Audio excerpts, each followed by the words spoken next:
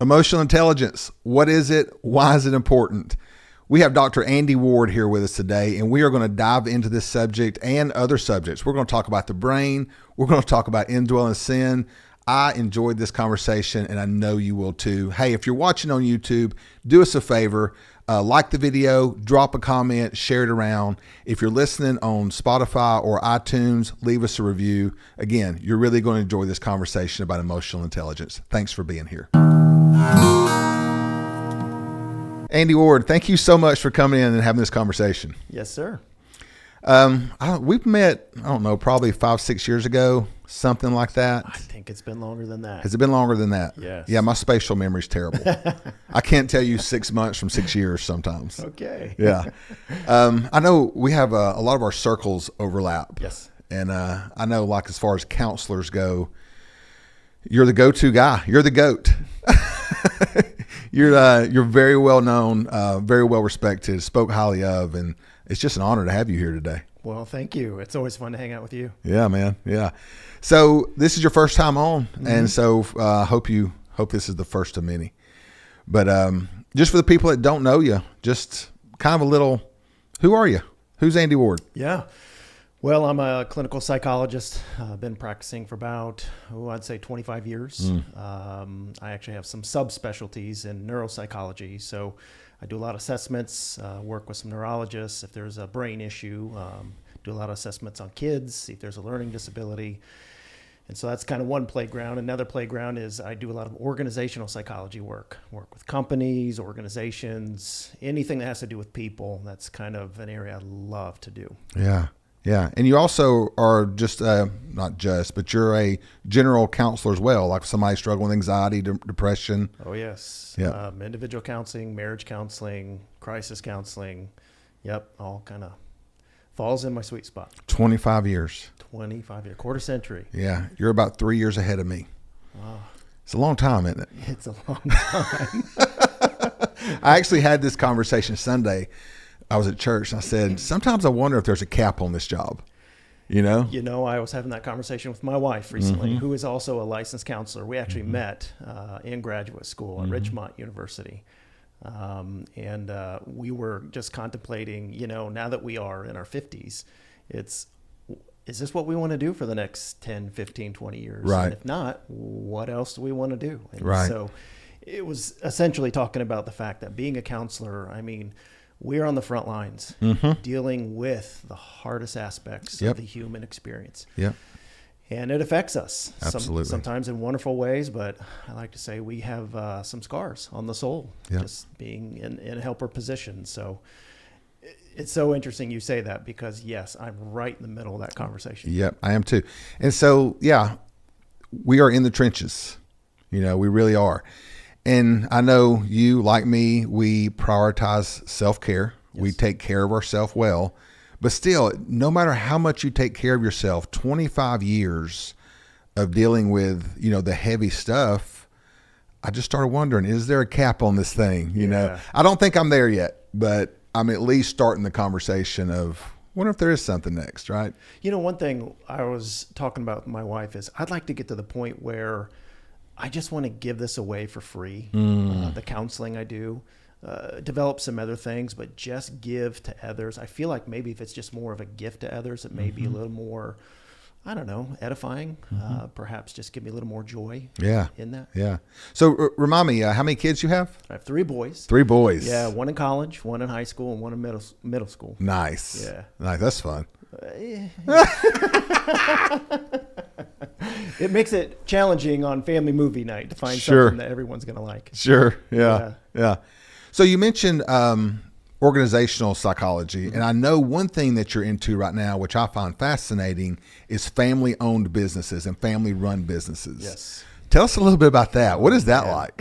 Well, I heard the statement once that money is never charge neutral, meaning that if you've got money or if you have a business or a business that has money, you're going to experience something very unique, which is usually a lot of emotion. And oftentimes these family businesses, whether they're struggling or successful, they usually are surrounded by estate planners, attorneys, bookkeepers, accountants. No one is really dealing with the relational aspects Wow. of running a business, as well as how to manage the money, especially if there's also kids coming up and getting in the business, or some get in the business and some don't. How do you deal with, well, this child is going to get this certain amount of resources or inheritance and this one doesn't? I mean, it is absolutely rife for sin. Absolutely. To be beckoning at that door. So, 100%. and so my role is to come in and just unkink some things that are all knotted up, and to kind of get the communication going again and get some of the relationships functioning in a healthy way, because you can't really have a successful business if relationally you are just absolutely stopped up. Yeah. It's so funny you bring this up, because my dad started working in a company 52 years ago, I think. Oh, wow. Bought the company eventually and just recently sold it in the last year.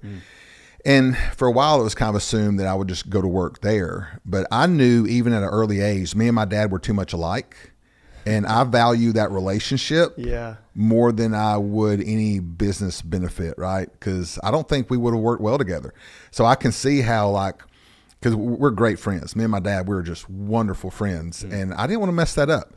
Now, my brother went to work with him, and their dynamics was where they could pull it off. Yes. Right? Yes. They could pull it off. I just knew I probably couldn't. Right? So do you walk into stuff like that to where, let's say, families have been in business together for a while and there's all kind of hurts and pains and egos and stuff, and you have to just go kind of unravel all that? Oh, that is the heart of almost all the work I do. It's not about how to get your management team more aligned so the company will be more successful. It's all about the relationships. That's what makes or breaks truly a family business. Yeah. Yeah, that's so fascinating. Yeah. I could talk to you about that for an hour. Oh, man. It's the gift that keeps on giving. I bet it is. I bet it is. Yep. I kind of fell into stuff like that by accident. A lot of these nonprofits, I would end up, counseling the founder, executive director, or whatever. Next thing I know, I'm in the organization helping out. Yes. And with no training or anything. So I kind of learned by trial and error of how just organizations work and how emotions and relationships kind of play into that. And you start adding a family dynamic to it, and that's something else. Yeah. Yeah. Families are challenging in and of themselves. For sure. Throw in the business, the level of complexity is exponential. Yeah. All right. So today, I want to talk about emotional intelligence, because I know that's the thing that you've been really studying, researching, writing about for a while. I know how important it is, but it's one of those things where I think most people think they know what it is, but do we really? So I just want to kind of jump into that subject and let's see where it goes. Great. So emotional intelligence, what is it? In its most simple form, it's the ability to understand the emotions in yourself and manage them appropriately, and then understand them in somebody else, and then interact with them appropriately. I would say that's probably the most simple, but I think helpful definition to understand what it is. Yeah. And I know that all the research has shown that people with a high EQ, emotional intelligence, they climb ladders faster and they're more successful than actually people with high IQs. Yes. Why do you think that is? Why is the EQ more important than the IQ? Well, because even in the workplace, you have people. It's really that simple. Yeah. And people have emotions. Now, some may be more in touch with their emotions. Some may be more comfortable in expressing emotions. Some may be even more gifted and adept at responding to them. But the fact is, every single person you bump into in the workplace, they have an emotional experience tied to their work world. And for the people who can really understand what's going on, first in themselves and then in somebody else, they're able to not just go to a place of understanding. They go to a place of deeper interaction with somebody. And I'm a firm believer that internally, people are only asking two relational questions at any point. Does anyone notice, and does anyone care? And if you can just interact with somebody so that those two questions are answered, even if you're talking about a business concept, something is going to stand out about you. They're going to remember you. They're going to walk away from an interaction thinking, I like that person, or that was helpful, or I felt seen, I felt known. And that memory sticks. And when it comes time for promotion, often guess what's remembered? Sure. Those interactions. Sure. And so that's why it has such practical implications. And that can actually be remembered over, let's say, performance. Very much so. Wow. Well, I mean, certainly in a customer facing role, you want people who are going to interact with the public who's just going to be more, dare I say, in tuned with how people might be feeling and interacting, whether it's a good experience with a product or service or a poor one. And so, yeah, you as a leader, you want to find somebody who has high EQ to put them in that customer facing role because you know they're going to represent the business in a better way. Yeah. It's so good. So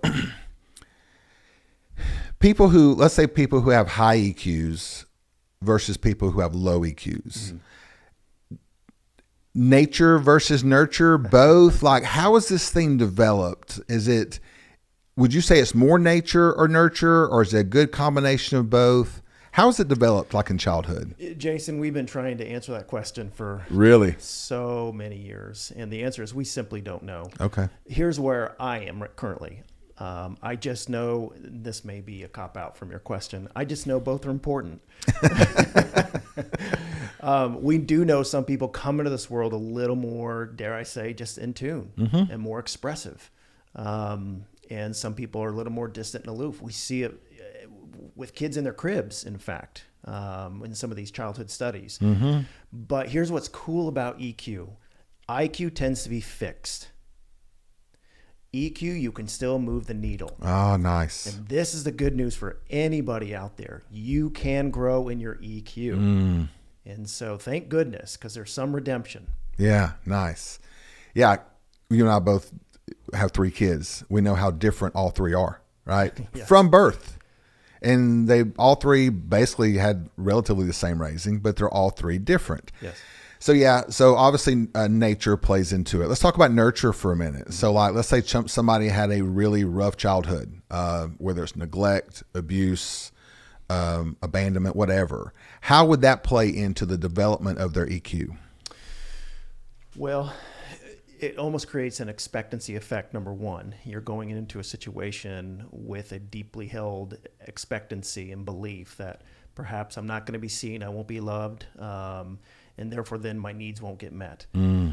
It may lead to a sense of natural guardedness and an expectancy. Again, somebody's going to disappoint me. And we know that there is such a thing as confirmation bias. So if you already come in predisposed to look for something, you will selectively find that evidence. 100%. You look for rejection, you're going to find it, right? That's right. And then you can also be predisposed to see certain emotions in other people. For example, if you grew up with a father who was very angry and had a temper, chances are you're just going to have a little bit more radar for, tone of voice, harshness, anything that might communicate displeasure with you. Again, this may be at home or in the workplace. Yeah. And so your ears just might perk up a little bit. And then you may be predisposed to draw some stronger conclusions based upon what you think you're experiencing with somebody. So this has a cascading effect about how it affects people and, frankly, how they are feeling themselves. Yeah. I think when a lot of people think of EQ, they think that it could fall into the coaching arena. But what we're talking about now is the counseling arena. So if someone wants to develop a higher EQ, like let's say somebody's like, yeah, my EQ is terrible. Like I rarely know what's going on in myself and others. Yes. Going back and healing from the past is pretty important. Very much so.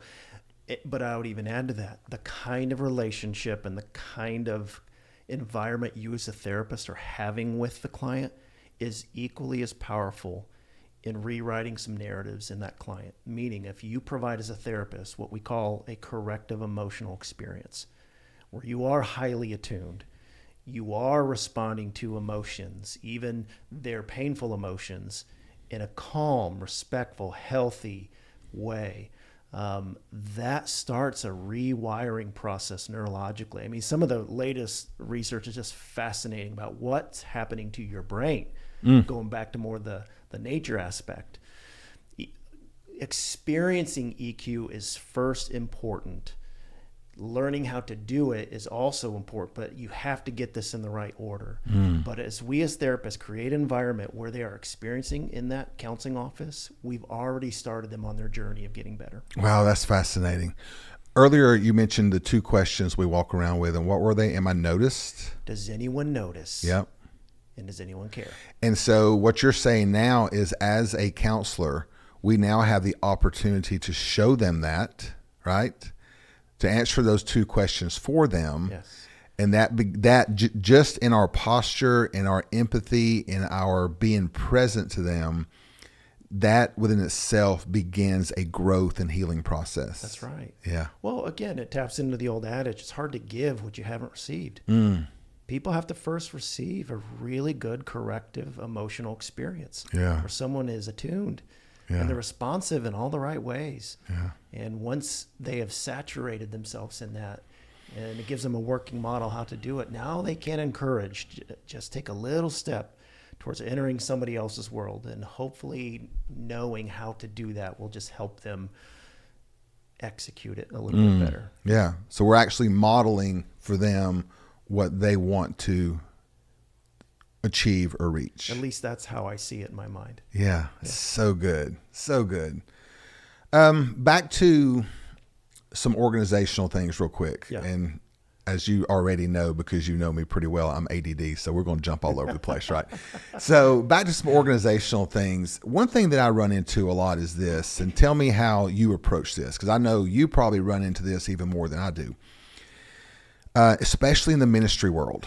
All right. This is actually more in the ministry world than I would say it's in the corporate world. Here's the complaint I get a lot.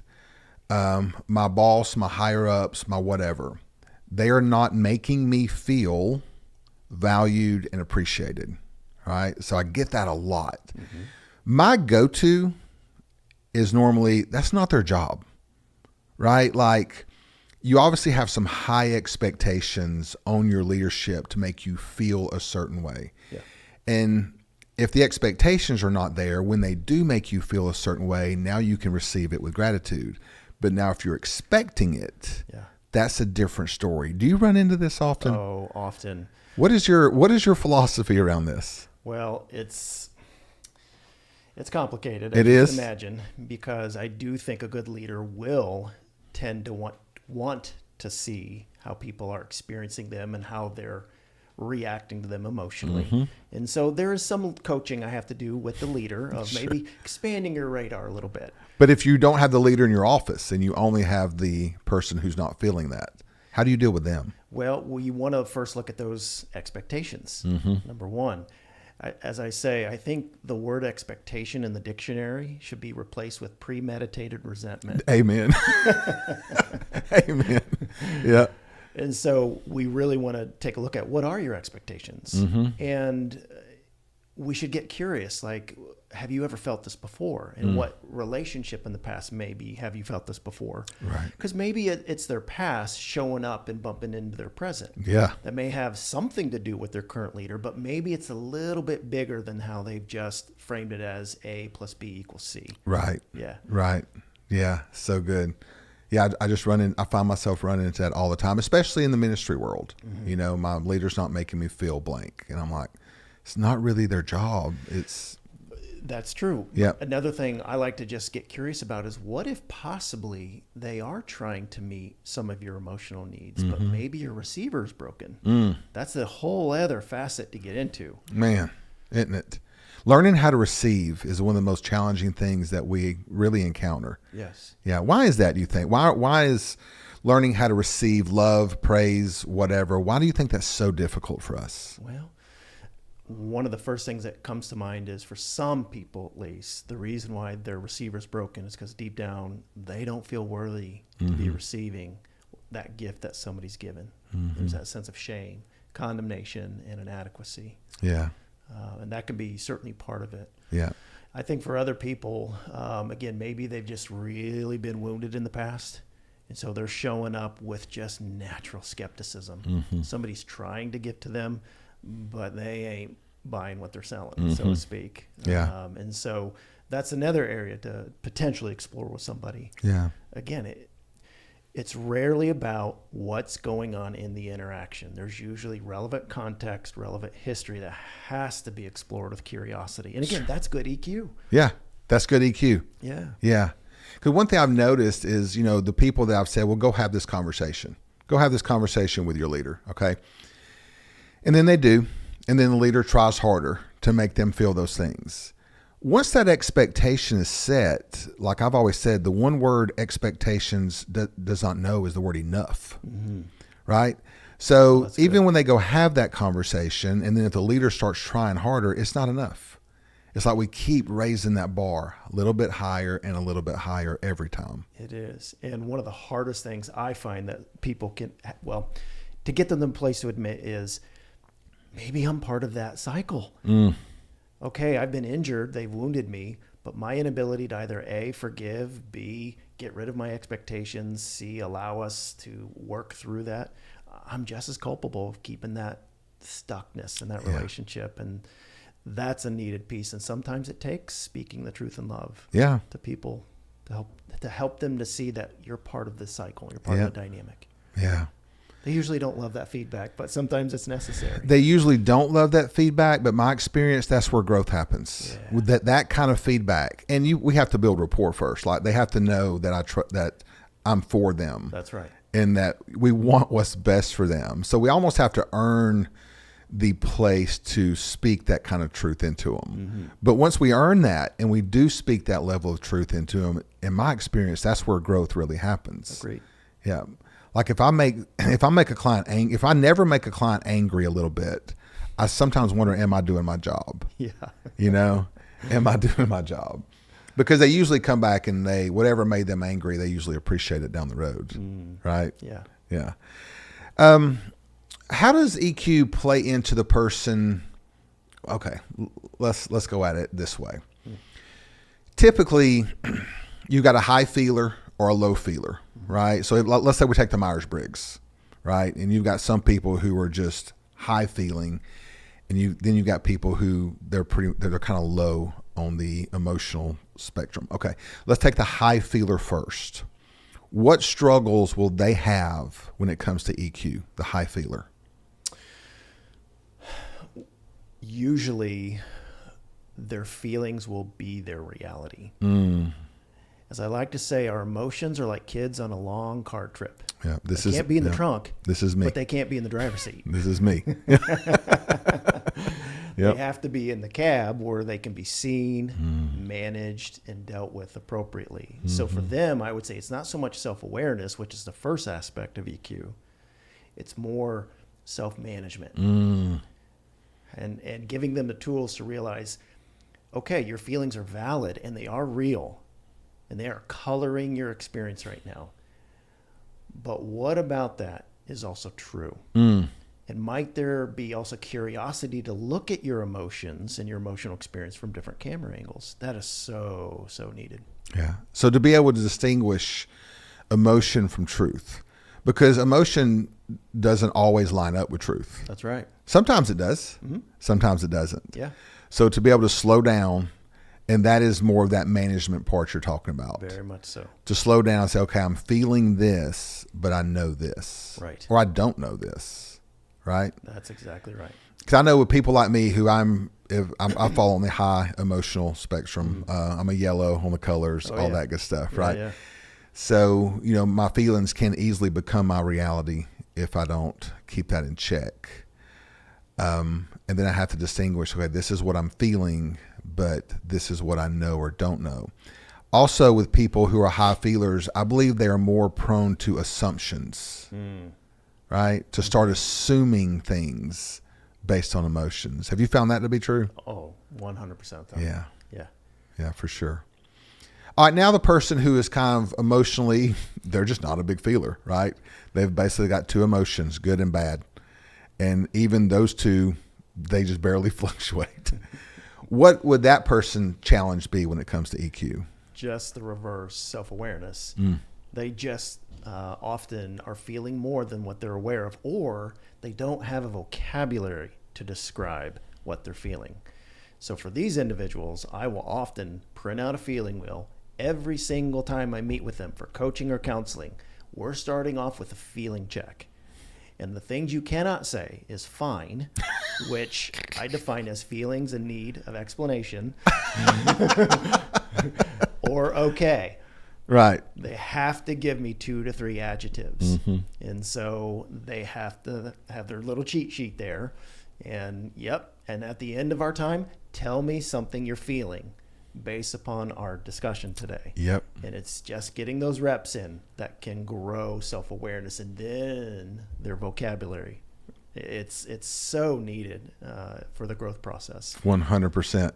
Last week I was sitting with a client, and I handed him a feeling word list, the feeling wheel. Yeah. And it was so remarkable. Literally within 20 to 25 minutes, I could already see his vocabulary start to change. So before I put that list in his lap, and I was taking his history, right? Mm-hmm. And he would be talking to me about some rejection, and I would ask him, how'd that make you feel? And he said, well, I felt like I'm like, that's not a feeling. That's a thought. Yeah. All right. What did you feel? Well, I felt like maybe that's not a feeling.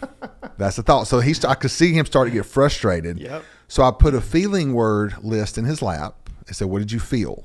And then he scanned it and found his emotion, right? Yeah. Here's what was fascinating. 25 minutes later into this conversation, as I'm asking him questions, he is now searching that sheet for the emotion. Oh, wow. Within 25 minutes, this guy, young guy too, which was very encouraging to me. He's in his 20s, late 20s, I think. Mm-hmm. Within 25 minutes, his mind has already started to make that separation between feeling and belief. And now he's starting to get more in touch with his feelings. Yeah. Right? And then I said, hold on. Hold on. Because you and I both know once you start to be able to label feelings like this, it can get a little messy in the beginning. Oh, very much so. Mm-hmm. But it goes to your point earlier. If you have to risk an uncomfortable moment with somebody for growth, mm-hmm. you put him on the spot. Hang on. What you just said is not a feeling. Mm-hmm. That's either a thought or a belief or a perception, mm-hmm. right? And you can hear all the time in normal conversation among people, they will start off with "I feel," and there's no feeling that they say afterwards. No feeling. Yeah. Mm-hmm. And so risking the uncomfortable moment to help them realize, mm-hmm. oh, my language is not matching up with what I'm actually expressing. Right. It's so key. Yeah, so key. I can't wait to see him. I think he's coming in this week. Can't wait to see how his week went. Yeah. Because you know the homework I gave him. He's journaling a lot of feelings now. Oh, gosh. A lot of feeling words. So I'm so excited. Because you and I both know that this emotional component of us plays deeply into our relationship with God. Mm-hmm. Right? Well, yeah, because, and this is a piece we don't always hear theologically, God is emotional. Mm-hmm. He just is. And we are created in his image. So when we express feelings, or when we actually get in touch with his heart towards us, we're just living out our created experience. This is so fascinating. I'm on the teaching team at my church. Just this past Sunday, I spoke on celebration and how God is a celebrating God and how he's an emotional God, and if we don't know that, if we think that he's just, this abstract being in the sky, and we don't know his emotions, then we will never really tap into his heart. Yes. Right? Oh, I love that. Yeah. So good. I think the next thing I would like to pick your brain about is fear. To me, that is probably the primary enemy we have right now is fear. Yes. And it can be, very obvious fear that everybody knows they're afraid of. And I'm not talking about being afraid of snakes. I'm talking about that relational fear of the future, everything that drives our anxiety. And how fear really can cripple growth, hinder relationships. Mm-hmm. How does EQ play? And I'm talking about the fear that actually drives us to control. Yes. It just drives us to want to control everything. How does EQ play into fear? Well, we know, number one, fear is, even from a neurological standpoint, one of the most primary emotions the brain is wired up to express, more than many others. This is a little bit of a tangent, but a few years ago, I actually, as part of my continuing education, I got to actually dissect human brains for about 3 days. It was one of the most odd experiences, but I have to admit, kind of cool. Sure. And actually getting in literally into the brain, I could see the structural aspects of fear. You could see the neural circuitry and some of the structures in place there that allow fear to be so efficient in the human experience. And so for as much as, again, it's EQ, we're fighting our biology too. And is that our fallen nature? I don't know, but ultimately fear is rather complex. But with regards to your question, one of the things I just take full stock in is the verse in 1 John that says, love casts out fear. Now, we know love is a verb, it's actionable, but it's also an emotion. Yes. And so for somebody who's really scared, one of the first things I do therapeutically is actually start exploring, how do you feel loved? Because love is a calming effect. It has one on somebody. When have you felt love? Who do you tend to love? Who loves you? What does that look like? What does that sound like?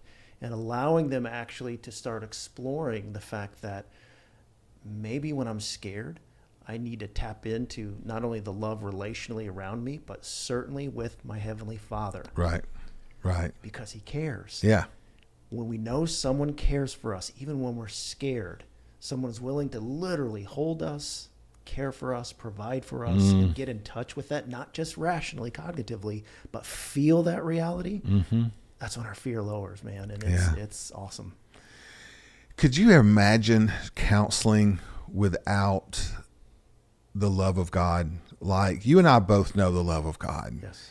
And I think about, and I'm not bashing those who do not bring spirituality into their counseling. I know there's a lot of counselors out there who never talk about God or whatever, and they're effective with their clients.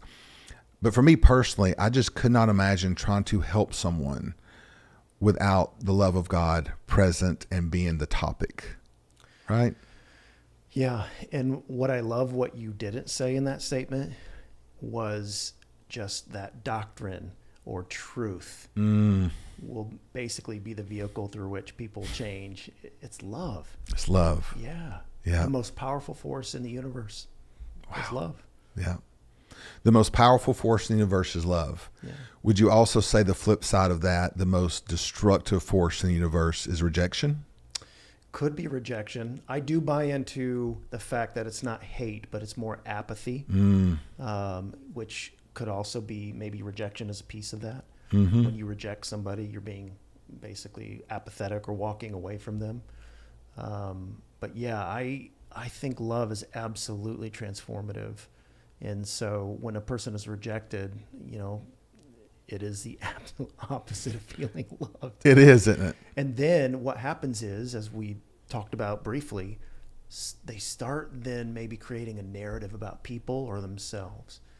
And so that sense of self-rejection or self-condemnation, you don't love yourself. If people don't love you well, eventually you'll stop loving yourself well, is essentially what I'm saying. And man, that's a hard place to be at. Yeah. Did you and I just stumble across that love is the key component to EQ? You probably already knew it. I feel like I just stumbled across it. I feel like I'm having a eureka moment. I know. I love it. Yeah. That love is probably the most key component to healthy EQ. Yeah. Because if we know we're loved, we know we're safe, right? We know we're valuable. We know we're accepted. And that acceptance has to be unconditional, or it's not acceptance. We can only find that in one place. You cannot find that outside of God. Yes. Yeah. Love this. Love this. All right. So let's just kind of put some legs to this stuff. Let's say we've got a guy watching, right? And his wife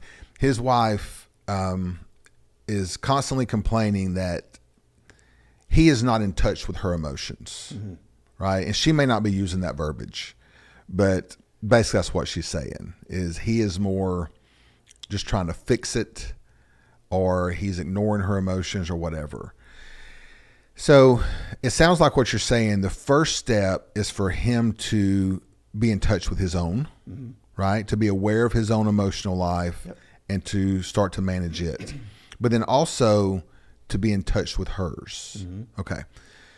What are just some practical things that someone can do to be more in touch with the emotions of others and be more aware of the emotions of others? This sounds so rudimentary, but I like to train people to just reflect back. What did you just hear? And again, this is so simple. This relative technique has been around for many, many years.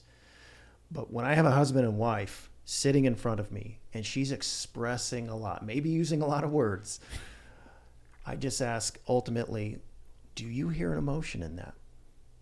Possibly, yes. Okay. First of all, try and reflect, did she say any emotion in that? And if so, he's possibly going through a Rolodex of maybe some things she said and then offering that and then just training him to say, okay, this is what I think you're feeling. Notice keeping it tentative. Yep. This is what I think I heard you say. And then asking the question, is that right? That is so simple. Feedback loop. But again, a lot of times when you just watch these couples, they're talking at each other. They're not talking with each other. They're not even pausing and do the basic blocking and tackling of communication. Just receiving a message, sending a message, and making sure that message was received correctly. Yeah. So just starting there is a really good place. Yeah. Yeah. Now, with someone who's raising kids, right? Let's say somebody's got a middle schooler. And I know you got a middle schooler. Yeah. Well, and this is where it seems like, chaos just starts in the soul Right. and in the brain. What's a good parenting tip when it comes to EQ in dealing with your children? It's a good question. It obviously depends upon the child. One of actually our oldest child, he's kind of a music nut. Okay. So we worked out a thing where ultimately we would say, find and select a song that communicates what you're feeling. And he'd literally just text me a song, like a link to Spotify. And for him, that was a way to help him identify and communicate to me, here's kind of the constellation of emotion that I'm feeling. I know it's kind of a unique way of getting at it. I think that's brilliant. But for teenagers who don't always have a vocabulary, and plus when you start doing the basics, especially if your parent is a therapist, right? Tell me how you feel. And my poor kids, both parents are therapists. And so we can get the eye rolls, right? Oh. Tell me how you feel. So sometimes it's just, hey, we have to use generalized language. What's going on? What really are you experiencing right now? Yeah. And that they know that's code for what are you feeling? Yeah. Rather than the experience. Yeah. Tell me if you get this often. I think you just said you did. My kids all the time would say, stop counseling me, right? And honestly, in most of those situations, I think I would have asked the same question if I was a dude working at Home Depot. Yeah. I really don't think being a counselor played into anything that I was doing or saying at the moment. But because we are counselors, it's almost like that's the framework in which our children hear everything through. Yeah. Have you experienced that? A few times. Yeah. And usually our response is ultimately, well, I'm sorry you think that's counseling. Actually, we just want to know you. Yeah. Because we care. This is almost verbatim what we'll say. We just want to know you because we care. Mm-hmm. And we'll say it 1,000 times. Yeah. We want to know you Because we care. Yeah. Yeah. So amazing. All right. I want to get back to this brain thing you did. Yeah. I'm fascinated here. What did you do? You were actually examining actual brains? Yeah. Talk to me more about that. Yeah, it was a 3-day experience up at Millikan University in Wisconsin. And basically the first day was essentially classroom, preparing you for what you're about to experience. And then day 2 and 3, man, I mean, you're literally holding human brains. And depending upon what part of the day it is, you're looking at different parts and you're dissecting it, removing aspects of it, really understanding some of the structural aspects that we've seen on a piece of paper. But now we're getting in there and literally putting our hands on it, putting our fingers on it. It was fascinating. The smells of that. Oh, Because the brain's basically fat, right? It's essentially fatty tissue. Yeah. But yeah, smell is actually is the only of the five senses that links directly to memory. All the other senses have all these various relays that they have to go through to get to memory, but smell is the only one direct route into memory. And so the smell of that experience, I'll never, ever, ever forget it. Yeah. Every time I smell Pizza Hut pizza, I want to smoke weed. It does. It takes me back to my days, right? It takes me back to the wild days every single time. Smell is just, it does that. It's so powerful. Yeah. And my number two pathway is sensate, right? So my senses, what I smell, taste, touch, is how I connect with almost everything. Yeah. But yeah. So from what I understand about the brain, there is an element of mystery when it comes to this gray matter between our ears that we're never really going to fully know. Is that accurate? I think so.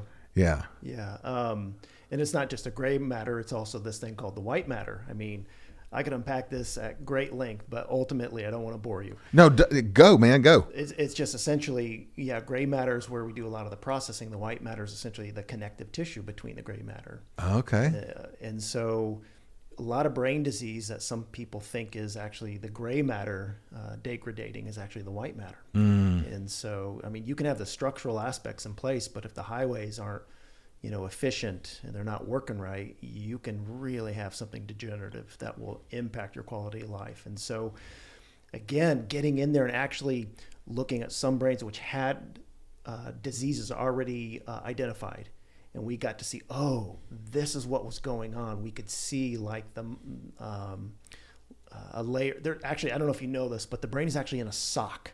Essentially, it's not just sitting inside the skull itself. It's got this almost organic sock around it, and when that essential sock degrades, it causes a whole lot of issues. And getting my hands on a brain where it's like, look at that, that's what caused that disease.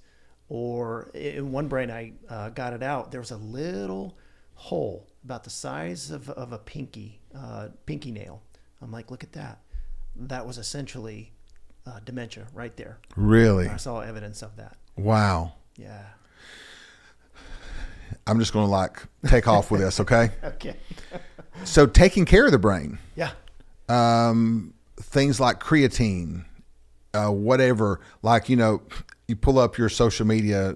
I do, I guess, because I'm a counselor, all kind of here's how you take care of your brain.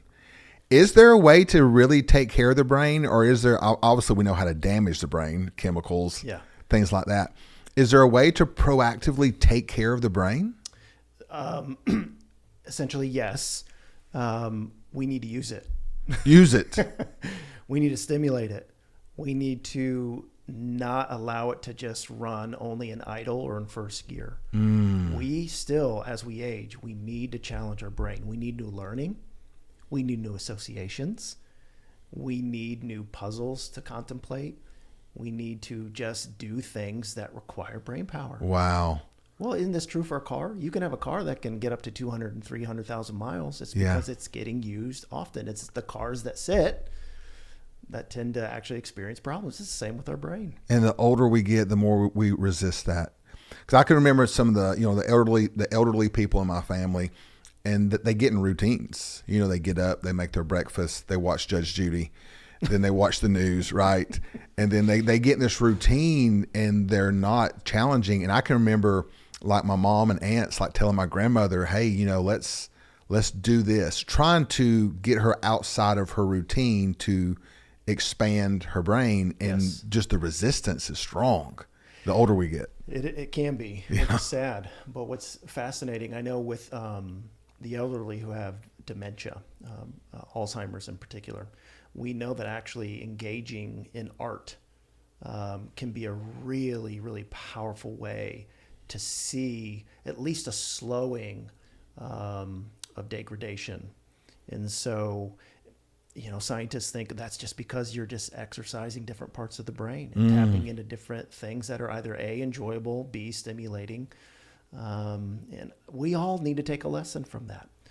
You said something that was really powerful, something I know I want to just not do. I don't want to just have a life where I have a routine where I get up and it's so predictable and I'm watching the same news source or the same type of information. You're going to get a very predictable outcome. We need change. We need challenge. We need variety. So good. All right, now let's connect this back to EQ. Sure. Okay. From what I'm way outside my lane right now, way outside my lane. But from what I understand, basically the emotional part of the brain is the limbic system, correct? Correct. Okay. So the brain does play into our emotional intelligence. It's not, obviously. Talk to us about how the brain function plays into our emotional intelligence. Well, that's going to be a hard question to answer just due to its general nature. Okay. Suffice it to say, it's essentially when we experience an emotion. I'll say it this way: when we have an experience with an emotion attached to it. Okay. Okay, so it's not just something inert, but there's an emotion attached to the experience. We know the brain processes it in a different way and tends to store it slightly differently than if there's no or little emotion attached to it at all, which is why you can probably remember with greater clarity your first kiss rather than just what you had for lunch 2 weeks ago on Tuesday, right? Yeah. For sure. Unless it was an amazing meal and had a lot of emotion attached to it. Right. With high emotionality, the brain processes it differently. So that's just one aspect of EQ. Just introducing emotion, the brain's like, whoa, hang on. We need to pay attention to this. Okay? Here's what we also know. If it's a painful emotion, the brain is much more likely to see it, encode it, which means to store it, and then retrieve it with greater efficiency. Now that's a bummer. It is, isn't it? It means you can have 9 really good, healthy experiences. You have one painful one. Which one are we biologically predisposed to remember and recall with greater efficiency? I mean, husbands, wives, wake up, because this is why getting it right, having a lot of preemptive and proactive positive experiences counts in a marriage, because you can have 8 good interactions, 1 bad one. You know which one you're going to remember. You know which one you're going to remember. Yeah. Oh man. Do you think that's part of the fallen brain is why we remember that negative one and not the non-positive ones? I'm just curious there, right with you. Perhaps. Perhaps. But I also know this, and this is what's so cool, and this taps into EQ. When you have these corrective emotional experiences, for example, we know when somebody thinks about their trauma, we know which parts of the brain light up. When they are experiencing care, comfort, emotional attunement as they're processing that trauma, the brain reprocesses it. And so later on, when you think about that trauma again, a totally different part of the brain lights up. We see evidence of physical healing take place in the brain. It's not just your psychology that changes through good therapy. It's your biology. And if that's not good news, I don't know what is. That's such good news. You just gave some scientific language around what we experience in our counseling, because not all the time, but sometimes we feel the Holy Spirit leading us to do what it's been called different things. Listening prayer, theophostics, that got a bad rap, but it's basically you're in this memory, this very painful memory, and you just ask Jesus to show up in the memory, right? And then, so Jesus shows up into the memory, speaks truth, and they experience something. Next session, you go back into that memory, and there's actually an element of peace. To where before, the memory was extremely painful. And not that the memory is not always going to be tender. I don't believe in just getting a reset button. Right. We have memories that's always going to be tender or whatever. But now there's an element of peace to it because Jesus has showed up. Yeah. Oh, I love that. Yeah. All right, let's go here. You had no idea I was going to go here today, by the way. So if you're like, bro, what are you doing? Just let me know. All right, so last year, I read a book called You Are Not Your Brain. I know of that book. I have not read it. Okay. So basically, the title is what intrigued me, and here's why the title intrigued me. I've always intuitively known that the brain is not all of us, and I've intuitively known that there's a difference between the brain and the mind. Okay, so I've counseled in my 22 years, I've counseled a few doctors. And when I start talking about the difference between the brain and the mind, I get some pushback. Again, there's an element of mystery to this we're never going to fully understand. Yeah. But from where I sit right now, I do believe there's a difference between the brain and the mind, but I will concede that the mind could be in the brain. That they're very extreme, that they're very connected, but yet they are two different things. And tell me if I'm accurate in the statement, or tell me if I'm way off. Okay, because I'm still processing this. The brain, if left unchecked, if left passive, if left whatever, it's going to offer up fearful and damaging messages. That choice that we have to say, no, these are damaging, fearful messages, these are lies, I'm going to choose to believe this. That's not really the brain. That's more now we are in our mind. Accurate? Again, I know I'm putting you on the spot. Yeah. I mean, on one hand, I could see some neuroscientists say, well, that's just your cortical aspects sending downstream again a deeper meaning and interpretation to that cognitive aspect. Yet the spiritual part of me says, I believe something permeates and goes beyond the flesh. And so, I don't know how to reconcile this. Do you believe there is a difference between the brain and the mind? Well, that differentiation has been talked about actually for a long time.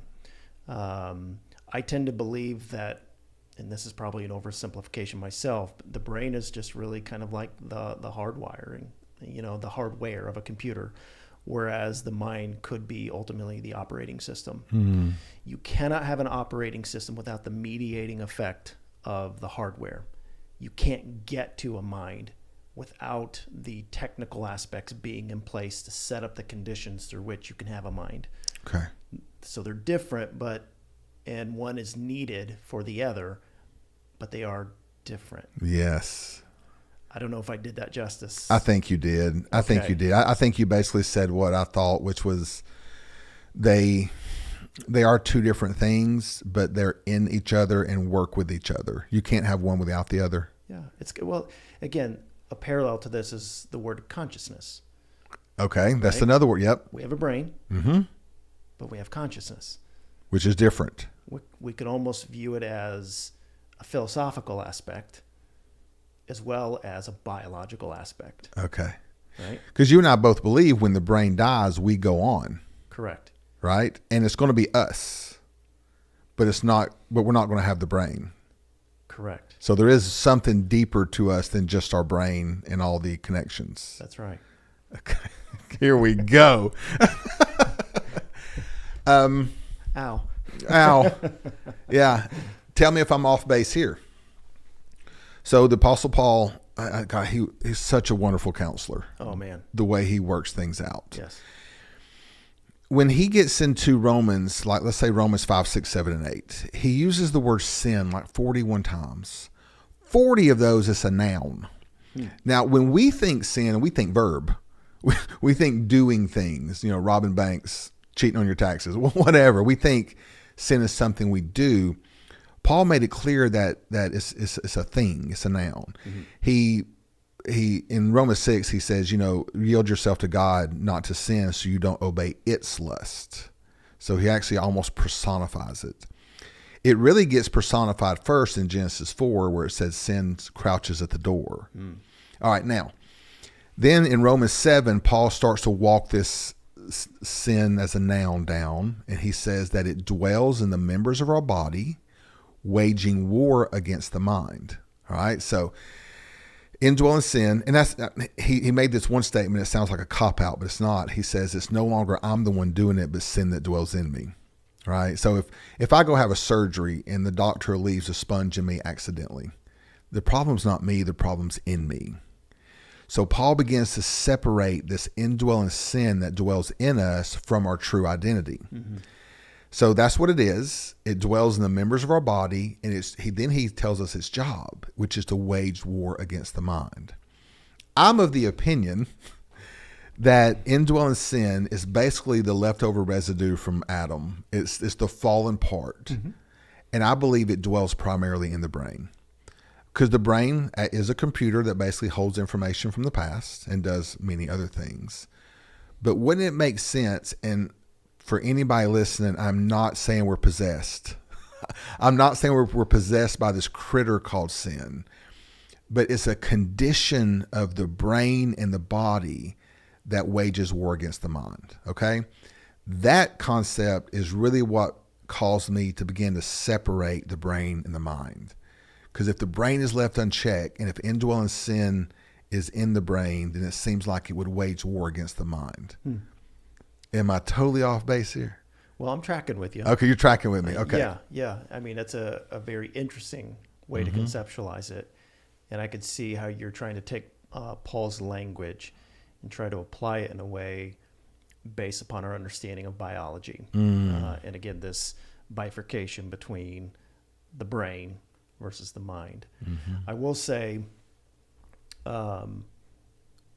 we know that when you think a positive thought, we know which route it tends to take neurologically in the brain. When you think a negative thought, it takes a different neurological route in the head. I had a professor tell me once, we roughly have about a 3-to-1 ratio of these negative highways to positive highways in the brain, meaning we come to the table biologically predisposed to be negative, pessimistic, cynical. And why is that? Fallen? This is, I mean, now we're getting into the faith philosophical aspect. I'm like, well, where did that come from? Is that truly just an evolutionary advantage? Is it? Because at times, at least relationally, it's destructive, and it can it leaves a relational wake that can be very damaging. Yeah. And so it doesn't seem to compute for me to have it be purely an evolutionary advantage. Right. To me, it's a condition. It just is showing up in the biology, just like almost all sickness, disease, and death shows up in the body. But is that really where it came from? Wow. So in Romans 12, when Paul's talking about the renewing of the mind, do you believe that he's talking about making those new neuro pathways, those new connections in the brain? I think that is absolutely what it could be referencing. Okay. He just didn't know it. Didn't know the language. He didn't have the language for it. Science is just keeping up and catching up, I should say, to really the truth that we've been exposed to for years. That is a great way to look at it. Science is just catching up to God. Yeah. All the time. That's a great way to look at it. Yeah. Yeah. Andy, thank you so much. This has been a fascinating conversation. I really hope you come back. I've really enjoyed this. Well, I'd love to come back. All right. Thanks. Always fun hanging out with you. Yeah, you too, man. Let's do it more often. Okay. All right. See ya. Yeah.